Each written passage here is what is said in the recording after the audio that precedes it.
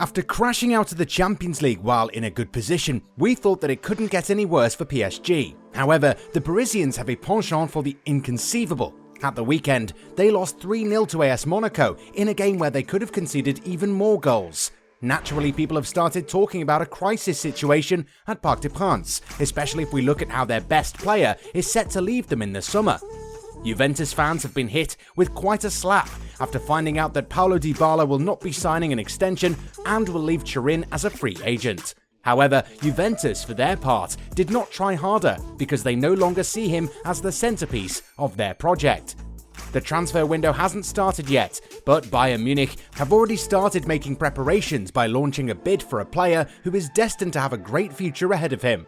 So you all know the drill. Get ready for your daily dose of all things football and make sure to sound off in the comments. Before we get started, we want to share the sponsor of today's video. The OneFootball app is the ultimate football platform and is a must-have for every football fan so that you can follow all of your favourite leagues, teams and players all the time right from your phone. You can be sure to turn on notifications for specific players to be instantly alerted when they score a goal or when they're involved in other breaking news. It is the best and easiest way to stay up to date with everything football. Click the link in the description down below to download the app right now. You won't regret it. According to De Telegraaf, Bayern Munich have made Ajax an offer for Ryan Gravenberch. The Bavarian club have reportedly offered €25 million to the Lancers to recruit the 19-year-old Dutch midfielder. The Amsterdam club reportedly told Bayern that they expect at least €35 million to part ways with their player. Gravenberch, under contract with Ajax until June 2023, is considered one of the great hopes of Dutch football.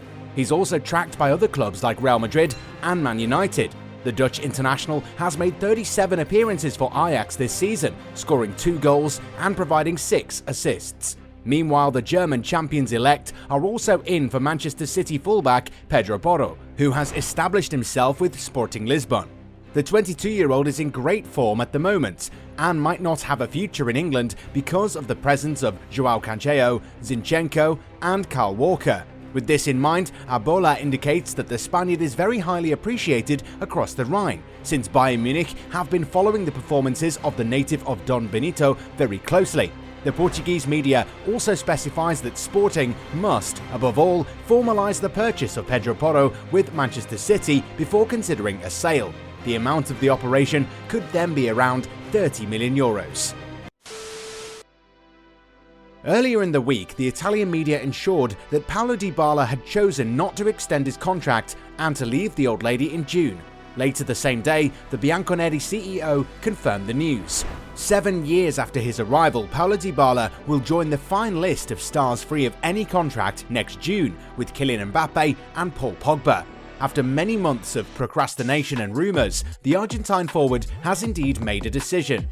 This Monday, a meeting with Juventus was indeed organised. On this occasion, the two parties visibly agreed that their love story will end next June. If the player has not yet made the news official, the old lady, through CEO Maurizio Arrivabene, has done so, in comments relayed by the Gazzetta dello Sport and Il Corriere dello Sport.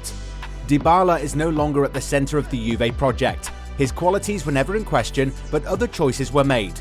The January transfer market changed the technical structure of the team. The project has undergone some changes, and part of these changes also concerns Dybala, whose contract has not been extended today, he said before concluding. However, there was a serious and respectful meeting with Paulo. Now there is Vlahovic, the configuration of Juve has changed. Author of 13 goals and 6 assists in 29 matches, all competitions combined, Dybala will therefore indeed live his last months in Turin. Often criticised for his irregularity and repeated injuries, the Argentinian can now look for a new club, if it is not done yet.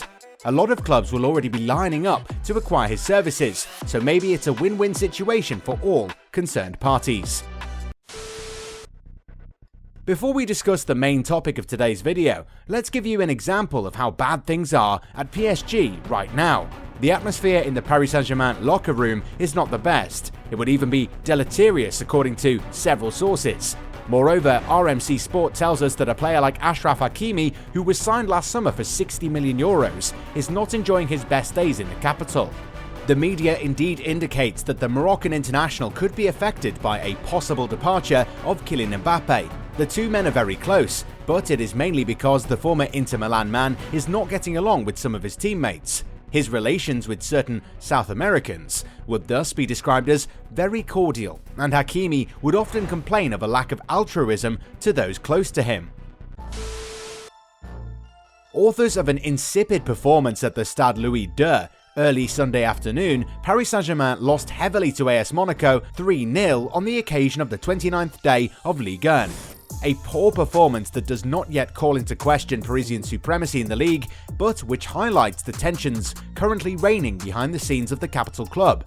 Totally out of it in the collective commitment, generally nonchalant and guilty of a certain lack of desire, the Parisians showed a very sad state of affairs on Sunday in Monegasque lands. Swept away by Monaco's relentless intensity and another brace by Wissam Ben Yedder, who is now the top scorer in Ligue 1 with 17 goals, PSG thus suffered their third defeat in a row away from home after the setbacks conceded in Nantes and then in Nice. This was a new sucker punch received after the humiliation experienced in Madrid in the round of 16 second leg of the Champions League, which they lost 3-1, which does not weaken for the time being PSG's position at the top of the French Championship, but which worries everyone associated with the club. Taken from the first minute by the intensity of Philippe Clément's side, PSG was shell-shocked. They've rarely had to defend so much in a Ligue 1 meeting, and it was a new territory for them. Balled up like a wounded animal, the Rouge et Bleu then returned an even worse copy of their current mental health. Imprecise, fragile, out of sorts. How not to evoke in this perspective the flaws seen in the Parisian defence, described as a strainer by media outlets. Once considered an undisputed leader and captain, Marquinhos was, as such, a bystander and struggled all night long. There was an unusual lack of concentration and sometimes dubious marking, especially for Folland's second goal. In his wake, Presnel Kimpembe was taken by the vivacity of Ben Yedder during the opener, before being at fault against Folland, resulting in the penalty that was converted by Ben Yedder. But beyond the technical weakness that could be attributed to a whole 11, it is above all the unwillingness to change displayed on the rock that is infuriating. The eyes in the sky, the gestures of sarcasm towards the referee, the protests were thus common currency in Louis II. Whether it was towards the referee, Benoit Bastien, as evidenced by the 2 yellow cards shown to Neymar and Mbappe, unhappy with the decisions taken, but above all frustrated at being guilty of a performance that was borderline grotesque. There were signs of anger also present between teammates and symbolised by Kimpembe's annoyance toward his midfielders who were absent against Monaco, and in this slump, none seemed able to evoke a revolt against their opponents. From Nuno Mendes, who also did not hesitate to show his dissatisfaction several times down the left flank towards Kylian Mbappe, undisputed technical leader but clearly not defending enough against Monaco, it is a whole club which seems, today, capsizing in a slump where the head no longer follows.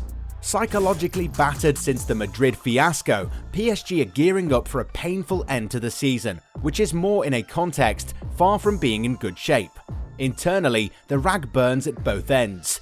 Leonardo and Mauricio Pochettino find themselves more than ever in the hot seat. Nasser Al-Khelaifi, although he should continue the adventure at the head of PSG, will be under scrutiny. Fans growl when some plunge into a form of depression, that of a fan supporting a club that sometimes seems doomed to failure. A deleterious climate which then spreads like a progressively deadly poison over an entire club and on all corners of the city. And it's not the last outing of the Parisians in Ligue 1 that can thwart this analysis. Marked, disillusioned, frustrated players and others like Georginio Wijnaldum, who even seem totally off the track. Mix it all up and you get nearly zero sporting performance and a locker room on the verge of implosion. But you have to feel for Mauricio Pochettino. The Argentine was already in a not-so-good place a few months ago, and it now appears that the entire squad has given up on the season. They're no longer interested in even ending the season high following the heartbreaking defeat at the hands of Real Madrid. This is the sort of professionalism that reigns supreme at Parc des Princes. Players no longer seem to be bothered about doing their job, while the manager is also keenly anticipating the end of the season. We don't remember any other manager who would have ever wanted to be fired so eagerly. While media outlets might point out towards Pochettino and call him a dead man walking, the former Tottenham tactician might be looking at the recent turn of events as his great escape.